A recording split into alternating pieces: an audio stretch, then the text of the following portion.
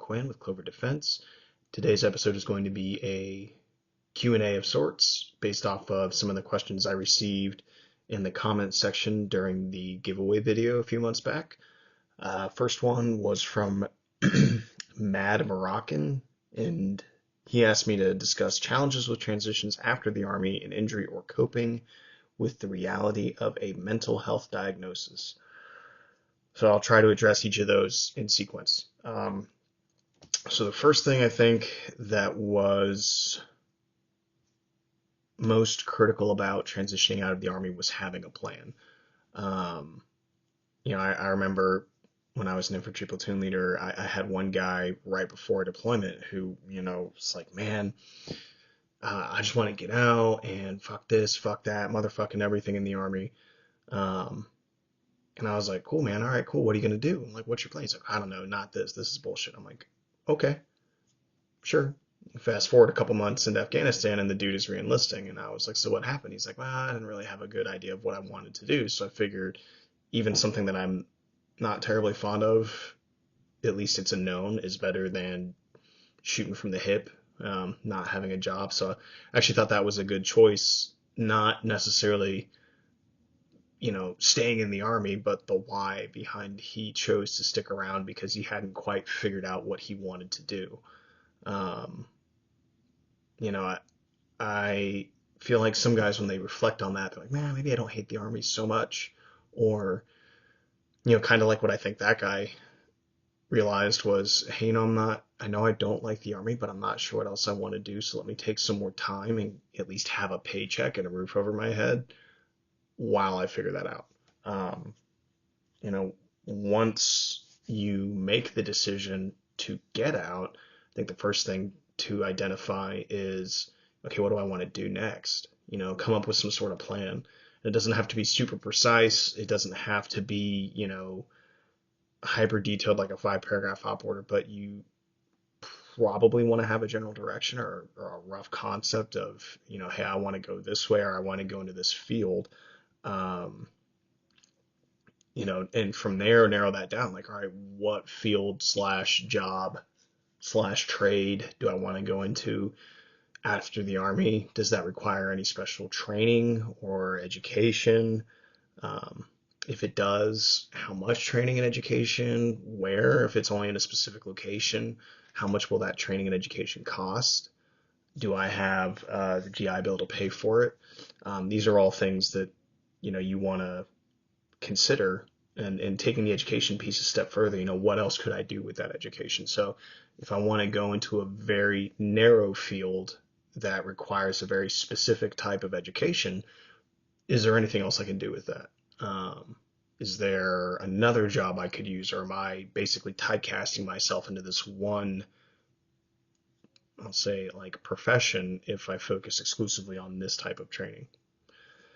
Um, the big thing could be, at least for me, it was like, where do you geographically want to live? Like, I wanted to go back home. So it was, okay, hey, trying to strike a balance between this is the career field and profession I want to get into with, could I do how could I do that and live where I wanted to live? There were certain options that I really wanted to take, but it would have required me to live in a very specific location or locations that were not, necessarily in line with what I wanted. Because to me, one of the primary reasons I wanted to get out was because I missed my friends and my family. So, I didn't want to keep living in obscure random locations far away from everybody. Everybody here, meaning, my friends, my wife's friends, and our families. And I'm like, if I'm just going to go live in if I'm going to trade North Carolina for Virginia, like, what's the point? Why not just stay in the Army and retire in 10 years? So to me, that didn't really make sense. Like, if I was getting out so I could go back home, why would I just go somewhere else not home? Like, change careers for that reason. So to me, it didn't make sense. Um, for me personally, I found that it was extremely helpful to have all those questions I just listed out, or as many of them as I could, answered prior to even beginning out processing. So that last year, my terminal year. So I passively made the decision that I was going to get out, I think, like beginning of 2020 when I got back from my Syria trip. Um, and a lot of that again was just based off, that was my second deployment. What what I perceived my role in special forces was, what we were doing, what we weren't doing, um, as as special forces or as the Army on these deployments. And I was like, man, do I want to keep doing this for 10 plus more years? Like this isn't really what I signed up to do. Um, so I was like, all right, started leaning pretty heavily towards like I got to shit or get off the pot, and I'm gonna get off the pot. So, but then I started asking myself those questions, and I started exploring options, and I had a pretty solid plan well before um, even beginning the out processing process. Um, the benefit to that is if you know what you want to do, you can start making moves in certain capacities before you even leave the Army. So you can start that process to minimize the amount of dwell time or just downtime between, hey, when I actually, my ETS date is, whatever today is, 11th of May, and I don't start my next job for, as an example, let's say 4 years. Um, Having that gap decreased, I think will go a long way in helping, you know, mental or cognitive health, because now you're not sitting there like, oh my God, what am I doing? Like, can't believe I left the Army. I had a job. The pay wasn't crazy awesome, but it wasn't terrible. It's better than zero, right? So you want to try to decrease the amount of that lull time. Um, and you also got to be prepared to flex that plan. Like, you know, working for the government should have taught us all that, nothing ever goes according to plan and that things are going to change. There's only so much within the scope of your control that you can influence at a certain point. And so just that's why it's, I think, optimal to have a rough concept versus like a very specific, like I'm going to do this, I'm going to do this, I'm going to do this. And this is exactly the way the sequence of events is going to unfold, because you're going to find it doesn't always work that way. Especially leaving a career field and entering another one, leaving one, I would say, like, not even a job, because like the Army is a completely different, the military is a completely different animal from, the way the rest of the world functions. Um, Sometimes for better, sometimes for worse. So just understand that you might have to flex. And with that, you should also consider creating multiple options.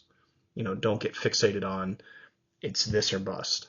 Okay, like it's good. Like, hey, this is the goal. I would love to get here, but like, hey, what are some contingencies in case this doesn't work out? Like, what are some alternatives?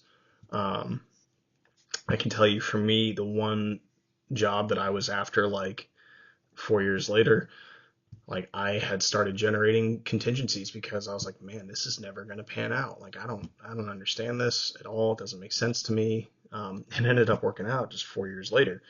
So generate multiple options. Um,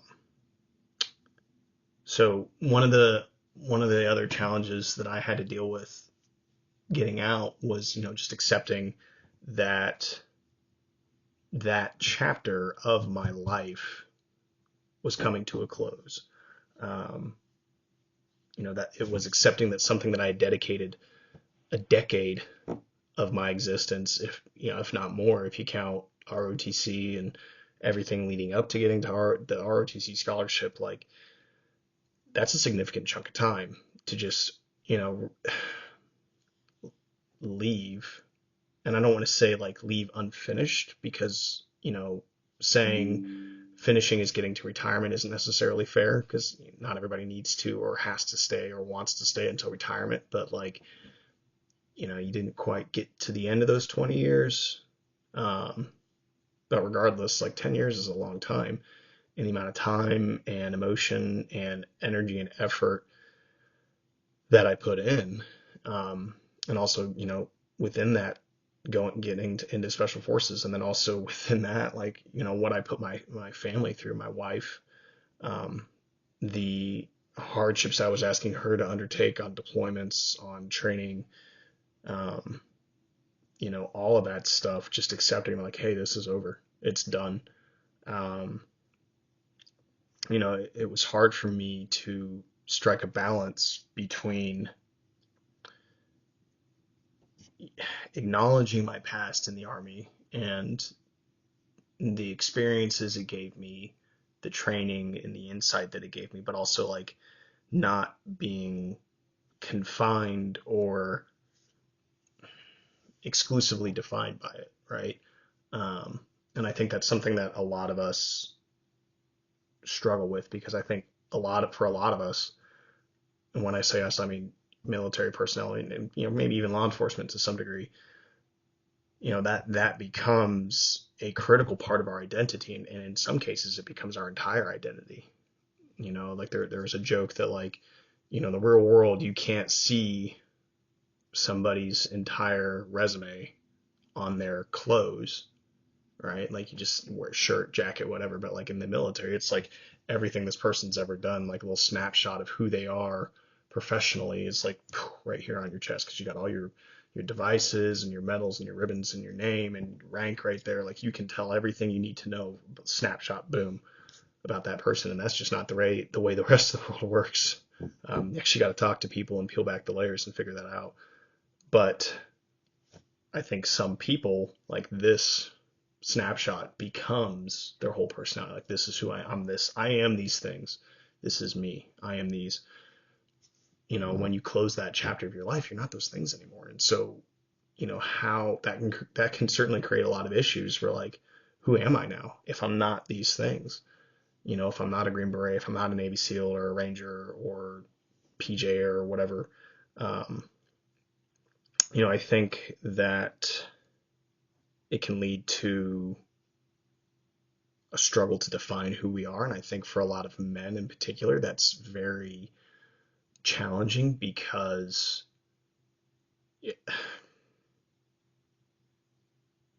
we lose our sense of purpose without that identification, if that makes sense. And I think a lot of men are purpose driven, and that identity gives us purpose.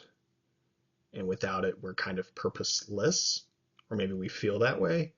And so I think that leads to a lot of cognitive health issues, a lot of doubt, a lot of anxiety, a lot of frustration, maybe even depression. All perfectly understandable and perfectly normal. And I'm just highlighting those things to help, like, hey, here's a rock that I fell on or stumbled on. Like, I'm pointing it out so that other people don't trip on it, if that makes any sense. You know, and I think it makes sense, because like to get to that stage in life, or in any career field, requires a high level of dedication and discipline and passion. And I think that passion, that professional passion, and almost borderline obsession, can kind of be a double-edged sword. I think like I said, certain pursuits like special operations, professional athletes, Olympians, like, that is a necessity. You have to have that to some degree in order to be able to push yourself beyond what most people consider comfortable or normal. You have to be, I would say, a little obsessive. Unless you are just like God gifted with natural talent, you don't have to work very hard to do that stuff. For the most of it, for the rest of us that are not, a lot of obsession over those things. And so I think once you achieve that milestone, or those milestones, that can be seen as obsessive. That same obsession kind of flips on its head when you leave, because now you've obsessed over this thing, and you got to that point, but it's, now it's over, and okay, what's next? What do I do now? It's like Ricky Bobby. I'm not sure what to do with my hands. Be good just to hold them down by your Okay. side. Yeah, great. Well, we were real happy with what was going on, and at the end of the day, you got to be happy. To some degree, it's like a complete and total immersion into a black hole. This obsession that like there is nothing outside of this, you know. When you spend a significant chunk of your life identifying yourself by this endeavor or a profession, and then it's all over, you might find yourself in a bit of an identity crisis. Um, you know, for as for me right now, I try pretty hard to strike a balance between harnessing that obsession to achieve certain tasks, but also not let it consume me, and you know let a one particular aspect of my life or job become the singular focus or like my entire identity, right? Like it's part of me, it's part of who I am, but it's not exclusively who I am, if that makes sense. Um, Taking that a step further and stepping away from, military and professionalism or professions, even being a parent, as an example, they're always going to be my kids, and eventually, God willing, I'm no longer going to be one of their primary providers. So at that point, if my whole focus in life or my whole identity is, um, like I'm their dad, that's all I am. I'm a dad. Okay, well, what happens when they move out of the house and they don't need me in the way that they currently need me? Um, I'm always going to be their dad, but I'm not always going to be with them. So what am I going to be at that point? Beyond just dad, and then not dad in the traditional sense that what I'm used to being is dad. Like it'll be like dad in the way that you're more of a mentor, advisor at that point, grandpa maybe. God, let's just survive being a dad first, right? Um, and so I think that is another example of like, hey, be wary of letting a singular part of your life define you, because nothing in life is permanent. No title, whether it's Green Beret, dad, husband, wife, insert thing here, like everything is temporary, right? Like I hate to break it to you, but we're all headed to the same direction at the end of it all. Um, like even as a husband, one day, husband and wife, like one of you is gonna be around longer than the other. So, are you still a husband at that point? Maybe you were, but maybe not in the sense that you're not anymore. It's not the same, right? Um, yeah, I think I beat that to death. So we'll move on to the physical injuries. Um, how to cope with an injury. So I think I found that like for me specifically, um, most of my physical injuries were less challenging for me, and I think that's because I came to accept that for the most part, physical injuries would heal with time. Given the proper amount of time and rest and recovery, like they will heal. The body is an amazing thing. It can fix a lot of issues, a lot of tears, breaks, cracks, strains. Um, it was just go see the provider and they'll prescribe a given amount of medication or rest or whatever, and good to go. Cognitive health injuries are the exact opposite, right? There's no prescribed anything. That's not true. You can get prescription medication, but like there's no equation like if this then that. Um, it's more like if this, try this, try this, try this, try this, try this, try this, try this, try this. Keep trying until you find something that sticks, and then if it stops sticking, try something else. Um, so cognitive injuries, I think, are far more challenging to identify, but also address. Um, I think one of the biggest things, if not the biggest thing, to um, transitioning into a cognitive injury is accepting it and being like, this is okay. This is okay. Like, there's nothing wrong with me as a person. Um, I'm not somehow deficient or defunct or, less than somebody else. Like, it just is an injury. Just, I think that is probably the hardest part, because once you accept it and like, okay, yep, this is happening, you know, me, Nate, I've got this thing, then like, all right, now I have identified and accepted the problem. Now I can address it or begin addressing it. But if you don't accept it and you try to hide it, or if you try to treat it like I did, like, oh, just ignore it. It'll heal on its own, like physical injuries. Maybe, but also maybe not, especially if you don't know what it is. You're kind of just throwing darts blindfolded and hoping something lands. And, maybe you get lucky, but wouldn't it be better just to have your eyes open and aim? That's a really bad analogy.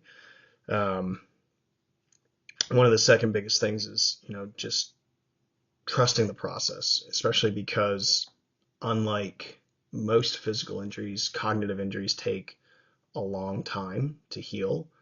And if you're like me and you're an impatient person, then that can be extremely challenging, especially if you're like, hey, okay, I talked to the doctor and the doctor said, take this medication and, practice CBT or whatever. And I've been taking the meds and doing the stuff and I'm not better. I'm like, okay, well, that's not how it works. Like it's, you're there when you're there. And I know that's frustrating to hear.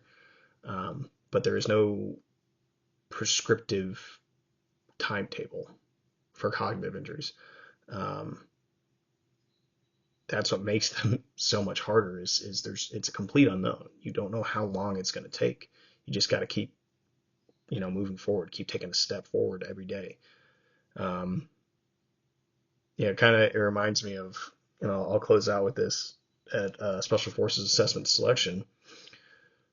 At least when I went, during certain events, the only guidance you're given is, something to the tune of, hey, move along the designated route as quickly as possible. That's it. And all you see are cones, and you're moving down a path or a road or whatever, and you see a cone or a sign saying go left, you go left. All right, I'm going left. Like, you don't know how long it's going to take. You don't know. You don't have a watch, so you're not pacing yourself. You have no idea how much distance you just covered. You can estimate, but you don't know for sure. You just keep moving. And all you know is that you are where you currently are, and you're not where you need to be yet, and you just got to keep moving. And that's really it. That I think that is a pretty apt analogy for cognitive health is, you just trust the process and just keep your head down and keep moving, or keep your head up if you prefer that, but just keep moving. You haven't reached the finish line yet, so just keep going. And I think it's, as I won't say easy, but I think that's a pretty simplified way to look at it. Just move along a designated route as quickly as possible. Just don't stop moving. Just keep moving. But yeah, so that was the first question and answer episode. Sorry to ramble on a little bit. It's early as shit right now, so I'm still kind of waking up. But appreciate you guys tuning in. And next video, I will answer the EDM Dragon. Balance knowing what you want out of the Army versus what you want out of life. Balance the training you want from the Army versus family life / personal hobbies. That's a big one. So that's the one I'll cover next video. All right. Until that time, I'll see ya.